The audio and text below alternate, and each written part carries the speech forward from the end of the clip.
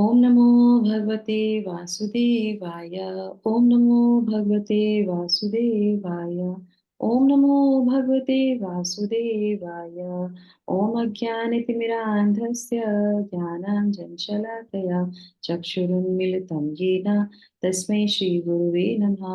नमो विष्णुपादाय कृष्णपृष्ठाय भूतले श्रीमते भक्तिवेदान्त स्वामिन् इति नामिने। नमस्ते सारस्वते देवे गौरवाणी प्रचारिणे निर्विशेषा शून्यवादी पाश्चात्य देश तारिणे। जय श्री कृष्णा चैतन्य प्रभु नित्यानंदा श्री अद्वैत गदाधरा श्रीवासादि गौर भक्तवृंदा। हरे कृष्णा कृष्णा कृष्णा हरे हरे, हरे राम राम राम हरे हरे। जगत गुरु शिला प्रभुपाद की जय। भगवत वाणी भगवत गीता जी की जय। गुरु महाराज की जय। हरे कृष्णा। तो अभी तक हम लोगों ने जो पढ़ते आए थे यज्ञों के बारे में, है ना। तो इतना हमने सुना, भगवान ने इतना भगवत गीता में बताया कि ट्रांसेंडेंटल नॉलेज जो है से हमको जो है, हम कर बंधनों में नहीं बनते, है ना। और उसके बाद ये हमें कैसे मिलेगा ट्रांसेंडेंटल नॉलेज? तो ट्रांसेंडेंटल नॉलेज हमें यज्ञों से मिलेगा। हम्म? तो हमने पिछले बारे में सारे यज्ञों के बारे में जाने थे। कितने प्रकार के यज्ञों के बारे में भगवान ने विश्लेषण किया था? 24 से लेके 29 तक। 14 प्रकार। 13। 13। 13। 13 तक के जो है हमने यज्ञों को सुना था, जाना था। तो इन 13 प्रकार के यज्ञों को ये भी जाना था कि हम अपने जीवन में भी कर सकते हैं, है ना। और इसमें ये भी है कि अगर सारे 13 प्रकार के यज्ञ ना कर सके, है ना, नहीं कर सकते हैं, क्योंकि जो लास्ट वाला था तो उसमें तो जो है पूरा अपने जो है प्राणों की प्राणों में ही आहुति देना, वो हम नहीं कर सकते हैं, है ना। तो कुछ हम नहीं कर सकते, पर कुछ हम जरूर कर सकते हैं। तो उसको हमें अवश्य ही करना चाहिए। ये चैप्टर से, इस भाग से, इसको हमें अपने डेली जीवन में अपनाना ही चाहिए, करना ही चाहिए। नहीं तो हम पे पाप लगेगा और हम कर्म बंधनों में बन जाएंगे। तो ये यज्ञ संपन्न करते हैं, ठीक है। अब इसके बाद आ जाता है कि अगर हम यज्ञ करते हैं और हम कर रहे हैं तो हमें उससे मिलेगा क्या। ये बात आप लोगों के लिए प्रश्न में है कि अगर हम यज्ञ करते हैं तो हमें उसके रिजल्ट में क्या मिलेगा। यस, कौन बताएगा? हम्म। जी माता जी, भक्ति, भगवान से अपने संबंध को रियलाइज करना, वेरी नाइस। करेक्ट। और परमात्मा से अपनी आत्मा को शुद्ध करना और परमात्मा से मिलना, जिससे हम गोलोक पर जाने का कुछ। भगवान की धाम जा सके। वेरी नाइस, बहुत बढ़िया। तो अभी हम लोग कहाँ पे हैं? हम लोग अभी हैं भौतिक जगत में, और हमें कहाँ जाना है? आध्यात्मिक जगत में। तो सबसे बड़ा रियलाइजेशन, और लोग कौन बताएगा? और बताइए, आप लोग बताइए। ज्यादा छोटा सा श्लोका है इसलिए मैं बोल रही हूँ, और ये खत्म हो रहा है आज, यहाँ पे समाप्त है। तो इसके बारे में चर्चा करना आवश्यक है ना। बताइए, क्या मिलेगा ये यज्ञ करेंगे? ये यज्ञ करके हमें क्या मिल रहा है? कुछ फायदा हो रहा है कि नहीं हो रहा है? भगवान कह रहे हैं यज्ञ करो, तो हम यज्ञ कर रहे हैं। आहुति देनी है, कभी इंद्रियों की देनी है, कभी इंद्रिय विषयों की देनी है। वानप्रस्थ में है तो क्या करना है? जो है हम अपने जो है ब्राह्मण उसमें है तो हमें क्या करना है? ब्रह्मचर्य का पालन करना है। गृहस्था में है तो क्या करना है? तो ये सब चीजें क्यों बताई जा रही हैं? इससे क्या होगा? हम्म। सब लोग बताइए। हरे कृष्णा। जो सो गए वो उठ जाइए। हरे कृष्णा। सेल्फ रियलाइजेशन होगा। Very nice. सेल्फ रियलाइजेशन होगा, हाँ। सेल्फ रियलाइजेशन का मतलब क्या है? कि हम आत्मा है, हम शरीर नहीं है। आत्मा है तो परमात्मा की हमें सेवा करनी चाहिए, है ना। यस। और माता जी, आनंद की रियल अनुभूति होगी कि मतलब एक रियल आनंद का फीलिंग रे आएगी। माता जी को समझ में आ गया? मोना माता जी को समझ में आ गया? जिनकी आवाज नहीं आती ना उनसे पूछ रही हूँ मैं। नंदा माता जी हैं, सुमित प्रभु ने बोल दिया, विशालिनी माता जी हैं। जल्दी बताइए। जी सबको माता जी, यज्ञ माता करना जी। है, एक को हरे यज्ञ कृष्ण नहीं करना माता है। जी। हाँ। हाँ, यस। आत्मा की शुद्धि होगी और मन में जो मतलब भगवान भगवान से जो मिलन होगा वो हम्म। आनंद प्राप्त करेंगे। और दूसरी बात है, हम अपने कर्म कांडों को सही ढंग से कर पाएंगे। Very nice. यस, पॉइंट पे माता जी देखिए, पहले उन्होंने कहा गोलोक भगवान के धाम जाएंगे, फिर आनंद को प्राप्त करेंगे, अपने कर्म भी हम सही से करेंगे, कितनी सारे पॉइंट्स बताए। तो हम जब सुन रहे हैं तो हमें समझना चाहिए कि हम करेंगे कि नहीं करेंगे। जो करने वाला होगा उसको समझ में आएगा कि हाँ, करने से हमें क्या मिलेगा, हमें कैसे करना है। तो समझ में आता है कि हाँ, नहीं तो भगवत गीता यहाँ से सुनी और यहाँ से निकल जाएगी, है ना। चलिए ठीक है। तो अभी हम जो है इस श्लोक में इस श्लोक में भगवान यही बताते हैं कि जो इन यज्ञों को जो समझता है, जो समझेगा वही तो करेगा। इसलिए प्रश्न कर रही थी कि समझ समझ रहे हैं कि नहीं समझ रहे हैं। चलिए तो श्लोक संख्या पढ़ लेते हैं, 30। अध्याय 4, श्लोक संख्या 30। सर्वेप्येते यज्ञविदो यज्ञ शपित कल्मषः यज्ञशिष्टान्व्रत भुजो यान्ति ब्रह्म सनातनम। तो यहाँ पे क्या भगवान बोल रहे हैं कि ये सभी यज्ञ करने वाले यज्ञों का अर्थ जानने के कारण पाप और कर्मों से मुक्त हो जाते हैं। तो सबसे पहले क्या है, जो यज्ञ करते हैं, जो 13 प्रकार के यज्ञों को सुना था, तो वो 13 प्रकार के अलग अलग लोगों के बारे में बताया गया था, है ना। ये व्यक्ति, ये विशेष व्यक्ति ये वाला यज्ञ करता है, कुछ विशेष व्यक्ति ये वाले यज्ञ करते हैं, ऐसे ही तो आ रहा था पढ़ते, जब हम लोग पढ़ रहे थे। तो वो विशेष प्रकार के जो व्यक्ति होते हैं, विशेष प्रकार के यज्ञ करते हैं, उनको तत्व का ज्ञान होता है। इसीलिए जानना आवश्यक है कि हाँ, हमें समझ में आया कि नहीं आया। तो और यज्ञों के फल रूपी अमृत को चख कर परम दिव्य आकाश की ओर बढ़ जाते हैं। ब्रह्म का मतलब यहाँ पे क्या है, ब्रह्म का मतलब है परमात्मा भगवान। ब्रह्म की तरफ, आगे की तरफ, भगवान की तरफ जाते हैं, उनके धाम की तरफ आगे बढ़ जाते हैं। और यह क्या है, यज्ञों के फलों को, तो हम निस्वार्थ होकर फल यज्ञ करते हैं, हमें कुछ चाहिए नहीं होता है। तो भी भगवान क्या कहते हैं कि यज्ञ होगा तो यज्ञ शिष्ट भी आएगा, और यज्ञ शिष्ट क्या आएगा, उसका अमृत आपको मिलेगा। तो ये चीज इस श्लोक में बताई, कंक्लूड है कि आपने इतने सारे यज्ञ किए, इसमें से कौन सा यज्ञ आप करते हो। अगर एक या दो यज्ञ भी आप करते हो अपने जीवन में डेली, तो भी आपको ये सारी चीजें मिलेंगी। हम्म तो तात्पर्य पढ़ लेते हैं। यस, सुषमा चौहान माता जी ट्रांसलेट करेंगी। हरे कृष्ण। हरे कृष्ण। तात्पर्य। श्रील प्रभुपाद की जय। विभिन्न प्रकार के यज्ञों की विभिन्न प्रकार के यज्ञों यथा द्रव्य यज्ञ, स्वाध्याय यज्ञ तथा योग यज्ञ की उपयुक्त व्याख्या से यह देखा जा सकता है कि इन सब का एक ही उद्देश्य है, और वह है इंद्रिय का निग्रह। इंद्रिय तृप्ति ही भौतिक अस्तित्व का मूल कारण है। अतः जब तक इंद्रिय तृप्ति से भिन्न धरातल पर स्थित न हुआ जाए, तब तक सच्चिदानंद के नित्य धरातल तक उठ पाना संभव नहीं है। यह धरातल नित्य आकाश या ब्रह्म आकाश में है। उपयुक्त सारे यज्ञों से संसार के पाप कर्मों से विमल हुआ जा सकता है। जीवन में इस प्रगति से मनुष्य न केवल सुखी और ऐश्वर्यवान बनता है, अपितु अंत में वह निराकार ब्रह्म के साथ तदात्म के द्वारा या श्री भगवान श्री कृष्ण की संगति प्राप्त करके भगवान के शाश्वत धाम को प्राप्त कर सकता है। हरिओम तत्सत। थैंक यू सो मच माता जी। हरि ओम। तो यहाँ पे बात क्या बता रहे हैं शिला प्रभुपाद। तो भगवान ने बोला कि जो है इनके तत्व को समझना बहुत आवश्यक है। कोई भी यज्ञ हम करते हैं तो उसके तत्व हमें समझना चाहिए। तो एक उदाहरण से हम शुरू करते हैं ना। जैसे मान लीजिए यज्ञ तो पहले भी बहुत सारे हुए हैं ना। तो यज्ञ का मतलब यही नहीं होता कि आहुति देना, किसी को प्रसन्न करना है। और अगर आप ऐसे कुछ कार्य कर रहे हैं अपने जीवन में, किरण माता जी अपना माइक बंद कर लीजिए। तो उसमें क्या होता है कि जैसे आपने किसी को रुष्ट करने के लिए, किसी को अपमान करने के लिए अगर आप कोई कृत्य करते हैं, है ना, यज्ञ करते हैं, तो वो क्या है, उससे भगवान कभी खुश नहीं होते।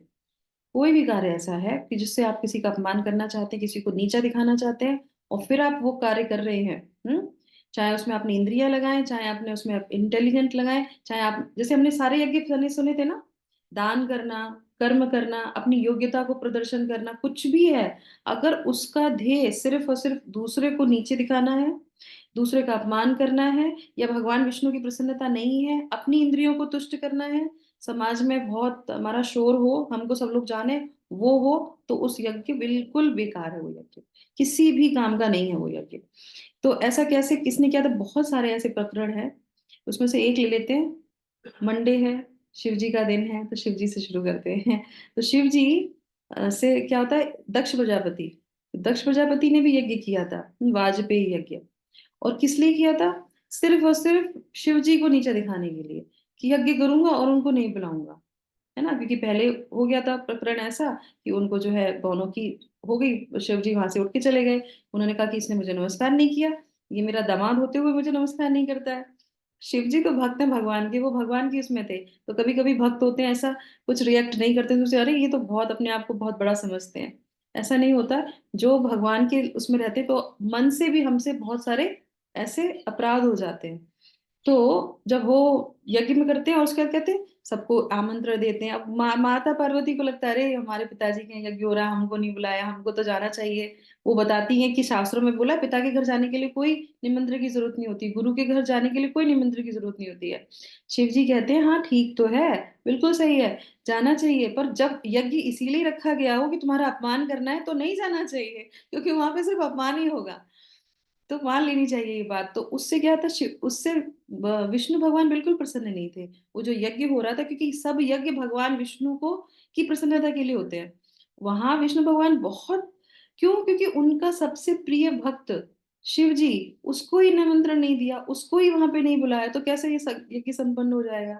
तो इस तरीके से ध्येय जो होता है वो हमारा प्योर होना चाहिए। भगवान विष्णु जिससे प्रसन्न हो वो करना चाहिए, किसी को आहत न लगे, किसी को बुरा न लगे, कोई भी ऐसा कार्य हो तब, ठीक है।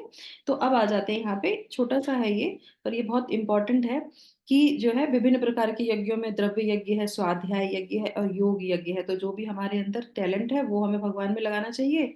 द्रव्य यज्ञ में हमने जाना था हमारे पास धन धान है, तो हम उसको दान में लगा सकते हैं। और जो हम पढ़ते हैं, स्वाध्याय करते हैं, वो सब पर इनका तत्व पता होना चाहिए, कि हम ये भगवत गीता क्यों पढ़ रहे हैं। भगवान कृष्ण की प्रसन्नता के लिए पढ़ रहे हैं, भगवान कृष्ण से अपना संबंध। भगवत गीता पढ़ ली, भगवान कृष्ण से अपना संबंध नहीं। अब आप मुझे बताइए भगवान कृष्ण से कैसे संबंध हमारा जुड़ेगा? कैसे जुड़ेगा? डेली भगवत गीता पढ़ने से जुड़ जाएगा, बताइए। माता जी, वो रूल्स एंड रेगुलेशन फॉलो करके, भगवान का जाप करके, यस, वेरी नाइस। जो कर्मों को उन्होंने भगवान बताए में हैं समर्पित डूज एंड करके डोंट्स, उसके वो, अकॉर्डिंग जाप करो। हाँ, वो हमें वो रेगुलेटिव प्रिंसिपल्स फॉलो करने चाहिए जो बताए गए हैं शास्त्रों में। और उसके बाद भगवान का नित्य जप करना चाहिए, सुबह उठ के जो भी रूल्स बताए हैं ये करने हैं, ये नहीं करने हैं वो करने चाहिए। और अच्छा, रूल्स और रेगुलेशन में जो सभी बताए हैं वो सभी को लेना है। अपने आसपास के माहौल को देखते हुए रूल्स और रेगुलेशन फॉलो नहीं करने चाहिए, कि नहीं ये हमारे लिए सुविधाजनक है तो ये ले लिया, ये असुविधाजनक है तो ये नहीं लिया। रूल्स तो रूल्स हैं, सारे रूल्स ही फॉलो करने से ही चीजें होती हैं, करेक्ट। तो इस अध्याय का मूल रूल क्या है? पहला रूल कौन बताएगा? मैं तो जप करना। जब करना तो सबका ही रूल है, वो तो कलयुग का ही रूल है, कलयुग का धर्म है। बताइए कौन बताएगा इस अध्याय का मेन? अच्छा ये बता दो, इस अध्याय का मेन हीरो कौन है? मैं तो दान करना। दान करना हीरो है? दिव्य ज्ञान माता जी, दिव्य ज्ञान। दिव्य ज्ञान। ज्ञान, यस। दिव्य ज्ञान तो हो गया, एक वस्तु हो गई, हीरो, पर्सनैलिटी।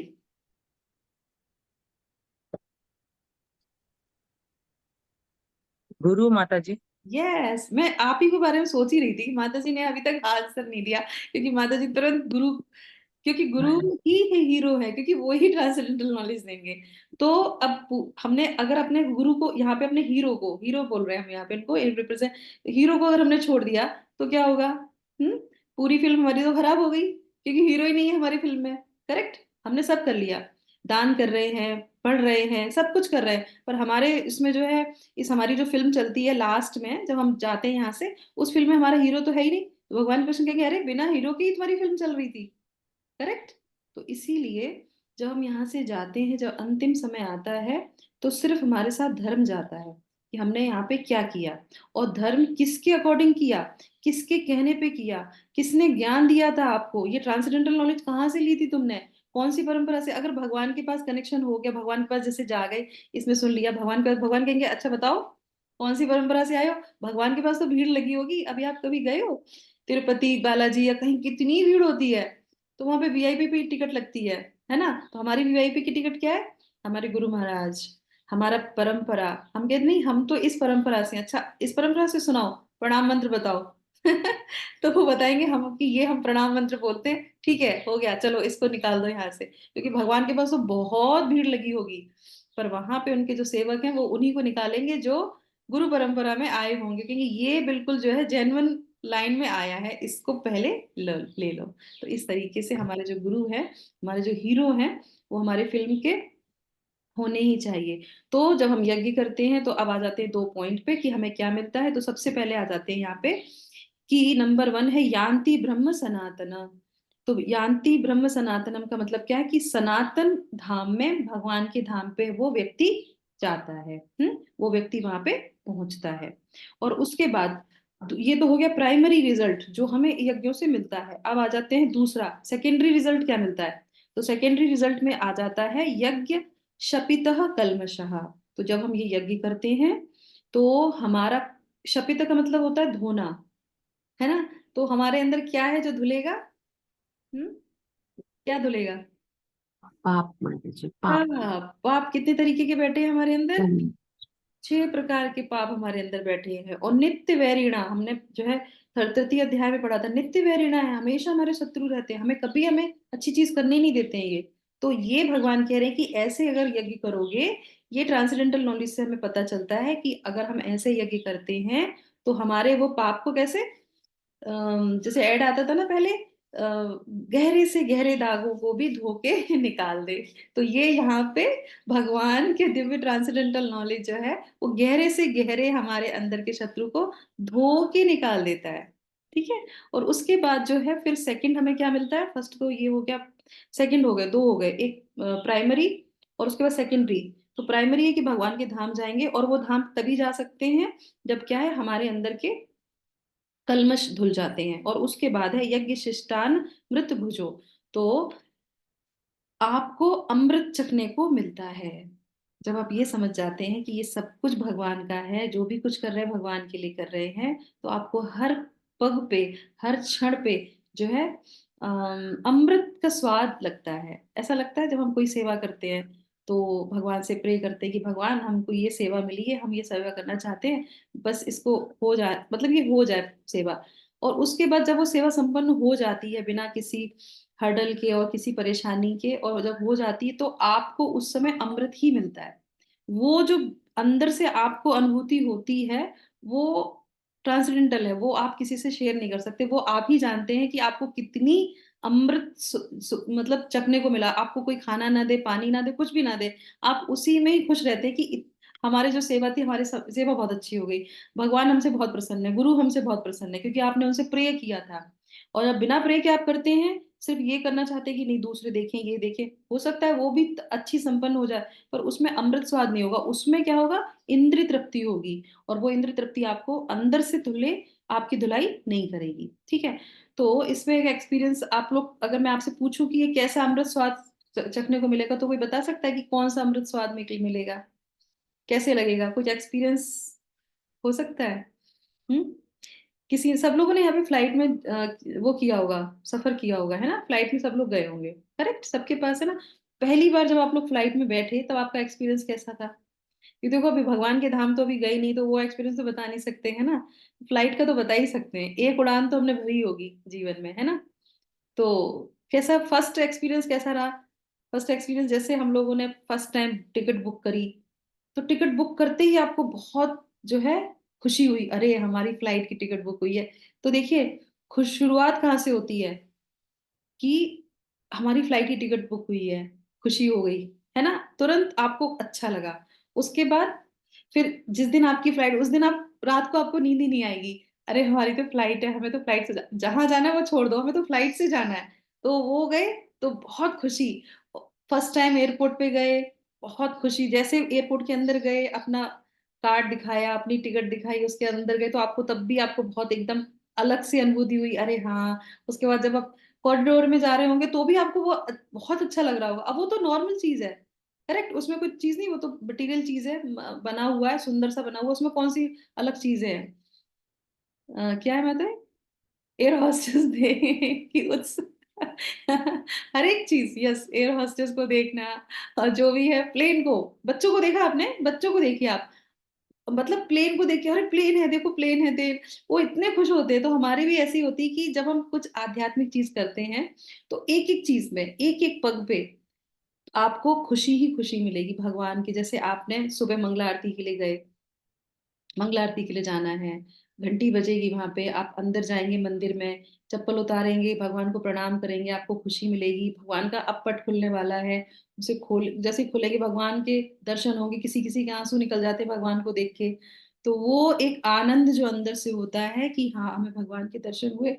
और भगवान रेसिप्रिकेशन में आपको जो है सेवा का मौका देते हैं कि तुम आओ। कोई किसी ने, किसी माता जी ने, प्रभु जी ने आपसे आके बोला कि माता जी आप ये आरती सबको दीजिए, आप ये सबको ये करवाइए, ये रेसिप्रिकेशन है। जब आप मंदिर जाते हैं और आपके आके कोई आपसे बोलता है कि माता जी आप ये सेवा कर लीजिए, ये भगवान का रेसिप्रिकेशन है आपके लिए, कि वो आपसे प्रसन्न होते हैं और आपको सेवा में लगाते हैं, क्योंकि जो हम यहाँ करते हैं वो ही हम भगवान के धाम पे करेंगे। तो इस तरीके से वो आनंद में ही रहता है, और सबको देखिएगा कि ये सब लोग देखो कितनी अच्छे चैंटिंग कर रहे हैं, तो चैंटिंग हम भी करने लगेंगे। इस तरीके से हर एक क्षण में जो है वो आनंद की अनुभूति करता है। तो ये सारे यज्ञों से हमको यहाँ पे सीखने को मिलता है। तो कैसे करेंगे? तो ये अपनी इंद्रियों को भगवान की सेवा में लगा के कर देंगे। तो हमारे शास्त्रों में बोला जाता है, ऋषिकेण ऋषिकेश सेवनम भक्तिर उच्यते। तो हमारी भक्ति कब ऊपर जाती है? जब हम अपनी इंद्रियों को ऋषिकेण ऋषिकेश, ऋषिकेश जो इंद्रियों के स्वामी हैं, उनकी सेवा करते हैं, सेवते, तो फिर हमारी क्या होती है? भक्तिर उच्यते, भक्ति हमारी ऊपर जाती है। ठीक है, तो ठीक है, तो फिर इसके साथ ही हम यहाँ पे संपन्न इसको माता करते जी, हैं। इसका एक एग्जाम्पल ये भी ना, जैसे उस दिन हम एकादशी पे हम लोगों ने 50-50 राउंड किए या ज्यादा किए, तो हमसे ज्यादा आप भी तो खुश थे। हाँ, हमसे यस, आप, वेरी नाइस, करेक्ट। भक्त दूसरे की भक्ति को और दूसरे को बढ़ता हुआ जब देखता है, तो उसको बहुत प्रसन्नता होती है। क्यों? क्योंकि उसके अंदर जो ईर्ष्या वाला जो एक शत्रु होता है ना, वो भगवान ने धो दिया होता है। ये बहुत बड़ी एक ये है, क्वालिटी है, कि देखेंगे आप कौन आपकी बहुत तारीफ कर रहा है, कौन आपके चीजों को खुश हो रहा है, कौन आपको आगे बढ़ाने की कोशिश कर रहा है। जो इस तरीके से प्रयास करता है, वो एक्चुअली में वो ही हमारे जीवन में हमको भक्ति में आगे बढ़ाते हैं। जैसे हमारे जो शिक्षा गुरु है वो हमको आगे बढ़ाते हैं, तो हमारा कर्तव्य है कि हम दूसरे को आगे बढ़ाएं। और ये प्रोसेस, ये क्या है? यज्ञ है। तो जैसे माता जी ने पॉइंट अच्छा बोला, तो भगवत, हम लोग जब भक्ति में आते हैं तो भक्ति में संकीर्तन होता है। और सबसे बड़ा, भगवान 18वें अध्याय में भी बोलते हैं कि जो मेरे नाम को दूसरे को देगा वो मेरा सबसे प्रिय होगा। अब भगवान का प्रिय तो तब होगा ना जब भगवान उसको दिव्य ज्ञान देंगे, जब उसने अपने ये यज्ञ किए होंगे, यज्ञ करने से उसका हृदय साफ हुआ होगा, तब वो जाके दूसरे को ये ट्रांसेंडेंटल नॉलेज दे पाएगा। करेक्ट? तो उसका प्रोसेस शुरू हो गया, धुलाई का प्रोसेस शुरू हो गया। अब वो चाहता है कि दूसरों के भी हृदय में जो कल्मश है उसका भी प्रोसेस शुरू हो जाए। और जितना वो दूसरे के लिए प्रयास करता है, उतना ही उसका मन, हृदय शुद्ध होता चला जाता है। तो ये तो बिल्कुल सही बात है माता जी, thank you so much for sharing. Hare Krishna. तो इस तरीके से हमें जो भी हमारे हीरो कौन है? हमारे हीरो हैं गुरु। हमारे हीरो हॉलीवुड और बॉलीवुड नहीं होने चाहिए। एक हम कल महाराज, कल या परसों में महाराज का एक सुन रही थी, तो वो कह रहे थे, अरे वो हीरो थोड़ी ना होते, वो तो नौटंकी वाले होते हैं, उनको तो नौटंकी करने के लिए कहा जाता है कि तुम ये नाटक कर लो, तुम ये नाटक कर लो, और हमारे हीरो वही बन जाते हैं। हमारे हीरो तो कृष्ण होने चाहिए, राम होने चाहिए, उनके पार्षद होने चाहिए, और जैसे हमारे गुरु होते हैं वो होने चाहिए, उनको देख के हमें जीवन में सीखना चाहिए। तो इस तरीके से हम यहाँ पे इसको विराम करेंगे। और शिला प्रभुपाद जो बोलते हैं लास्ट में, कि हमें जो है शाश्वत धाम पहुंचता है, हमें इंद्रिय निग्रह को के द्वारा ही हम इसको कर सकते हैं। इंद्रिय निग्रह का मतलब होता है अपनी इंद्रियों को कंट्रोल में करना, हर समय ये देखना कि हम ये कार्य किसकी खुशी के लिए कर रहे हैं, भगवान की खुशी के लिए, गुरु की खुशी के लिए, या अपनी इंद्रिय तृप्ति के लिए। तो अगर ऐसे करेंगे, जैसे हमने चाय कॉफी जब हम पीते हैं, होटलों में खाना खाते हैं, तो किस लिए करते हैं? हम्म, अपनी इंद्रियों को देखते हैं। तो इसीलिए हमें छोड़ना है, तो इसलिए छोड़ना है। स्वास्थ्य को तो फायदा है ही, छोड़ देंगे तो बहुत ही फायदा है, पर इसलिए छोड़ रहे हैं क्योंकि शास्त्र में बोला है, भगवान ने बोला है, गुरु ने बोला है, तो हम इसलिए इसका त्याग करते हैं। बाहर वाले कहते हैं क्यों छोड़ दिया, ये तो तुम अभी नहीं समझोगे, जपा शुरू कर दो तो तुम्हें भी समझ में आ जाएगा। तो बाहर वाले बोलते हैं ना क्यों इतना सब कुछ करते हो, नियम फॉलो वो सब, ये कोई बात नहीं, हरि नाम लोगे तो समझ में आएगा कि क्यों फॉलो करते हैं, उससे पहले समझ में नहीं आएगा। तो हम जपा करें, दूसरों को भी प्रेरणा दें कि वो भी भगवान के नाम का जप करें। जप करते करते करते करते चेतो दर्पण मार्जनम, और फिर भगवान दिव्य ज्ञान देंगे। दिव्य ज्ञान से जानेंगे, यज्ञ करने हैं, इंद्रिय निग्रह करना है, और फिर हम भगवान के धाम को जा सकते हैं। ठीक है, इसी के साथ यहाँ पे विराम करेंगे। हरिओम तत्सत। हरे कृष्णा कृष्णा कृष्णा हरे हरे, हरे रामा राम राम हरे हरे। जगत गुरु श्रील प्रभुपाद की जय। Hare Krishna, thank you so much.